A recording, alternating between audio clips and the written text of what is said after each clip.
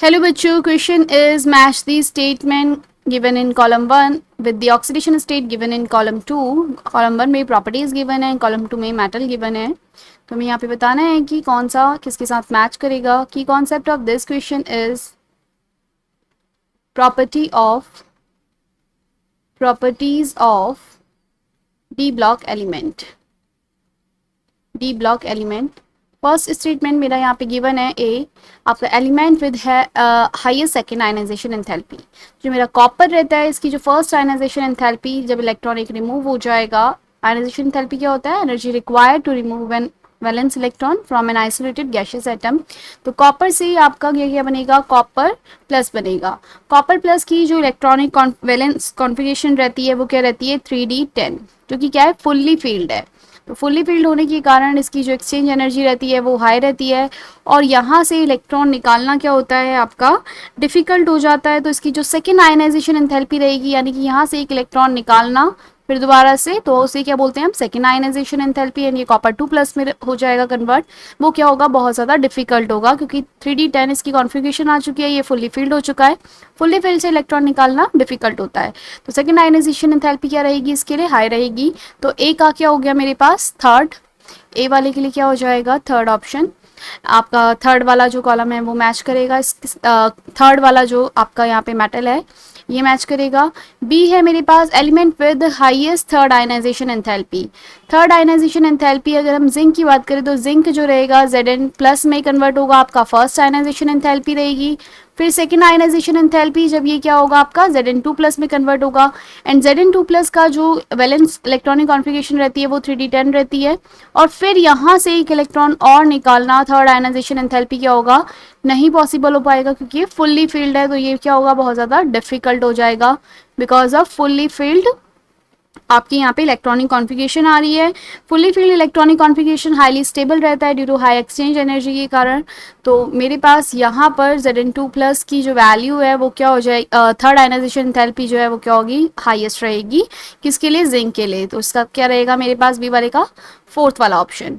सी है मेरे पास आपका MnMCO6 हमें यहाँ पर जो अगर हम बात करें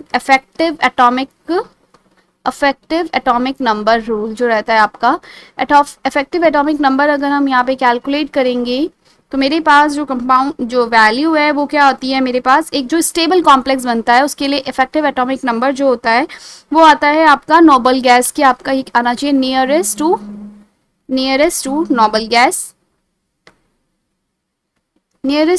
गैस आपकी इसकी इलेक्ट्रॉनिक जो इफेक्टिव एटॉमिक नंबर है वो आता है is equal to nearest to noble gas. Effective atomic number का जो फॉर्मूला रहता है इसको हम क्या लिखते हैं? En इज इक्वल टू में आपका रहता है आपका टोटल इलेक्ट्रॉन ऑफ मेटल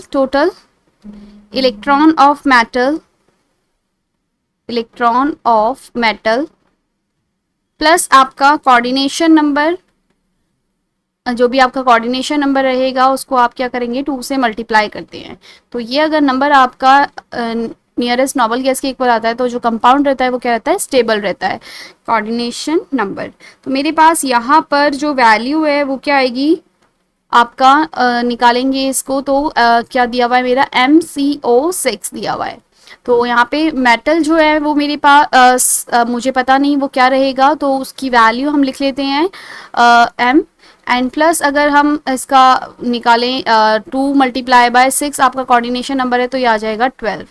तो अगर मैं यहाँ पर M की वैल्यू अगर मैं 24 मेटल, या तो मैं क्या ले सकती हूँ इसे 6 वैल्यू ले सकती हूँ ताकि ये 18 आए नियरेस्ट आपका नोबल गैस के बराबर, और या फिर मैं इसको ले सकती हूँ 24. अगर मैं मेटल की वैल्यू जो है 24 लेती हूँ तो मेरे पास ये 24 प्लस 12 मिलके कितना आता है? 36 आपका आ जाएगा, विच इज नियरेस्ट टू आपका नोबल गैस. आपकी नोबल गैस के बराबर आएगी वैल्यू. तो 24 जो है ये आपकी मेटल जो है किसका रहता है? एटॉमिक नंबर 24 मेरा क्रोमियम का रहता है. तो यानी कि जो मेटल है M ये क्या होगा मेरा? Chromium. So C is match with the second. Last one is D element with highest heat of atomization. Highest heat of atomization जो रहेगा वो किसका रहेगा? पहले तो हम बात करते हैं कि हीट ऑफ एटमाइजेशन क्या होता है. हीट ऑफ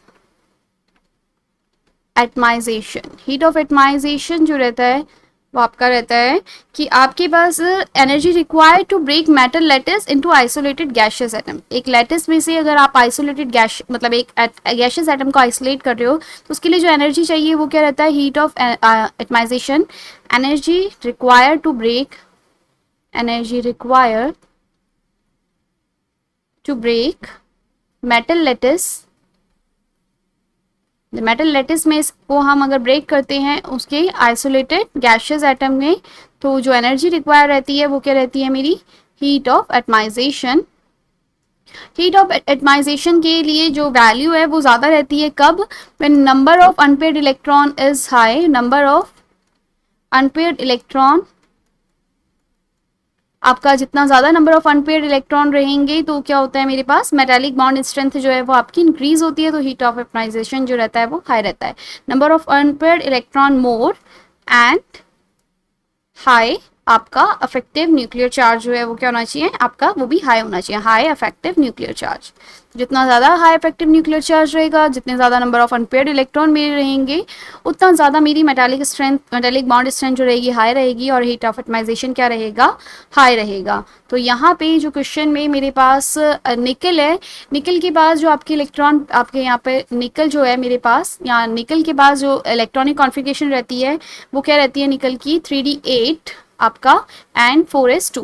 तो निकल का जो इलेक्ट्रॉनिक कॉन्फ़िगरेशन, इसका जो चार्ज है इफेक्टिव न्यूक्लियर चार्ज वो भी ज़्यादा है, 3d4s2। यहाँ पे मेरे पास 2 अनपेयर्ड इलेक्ट्रॉन जो है डी के अंदर प्रेजेंट है, यानी कि यहाँ पे मेटालिक बॉन्ड जो है वो ज़्यादा अच्छा भी बनेगा। तो निकल की सबसे ज़्यादा हाईएस्ट हीट ऑफ एटमाइजेशन रहता है, सो डी का रहेगा मेरा 5th। हम ये भी कह सकते हैं कि यहाँ पे क्रोमियम के पास 4 अनपेयर्ड इलेक्ट्रॉन जो है, सॉरी क्रोमियम के पास जो है मेरे पास 5 अनपेयर्ड इलेक्ट्रॉन आ रहे हैं, लेकिन इसका अफेक्टिव न्यूक्लियर चार्ज इतना ज़्यादा नहीं है। बाकी मेरे कॉपर जिंक निकल में अफेक्टिव न्यूक्लियर चार्ज जो है वो निकल का ज़्यादा रहता है, तो और कॉपर जो है उसके पास अनपेयर्ड इलेक्ट्रॉन नहीं प्रेजेंट है, तो निकल के पास अपना जो अनपेयर्ड इलेक्ट्रॉन भी प्रेजेंट है, हाई इफेक्टिव न्यूक्लियर चार्ज, तो दोनों कंडीशन फुलफिल हो रही है, तो इसका हाईएस्ट हीट ऑफ एटमाइजेशन रहता है, डी का हो गया 5th। So correct answer for this question is option C, A का 3rd, बी का 2nd, सी का 1st एंड डी का 5th। So correct option C. Hope you understand.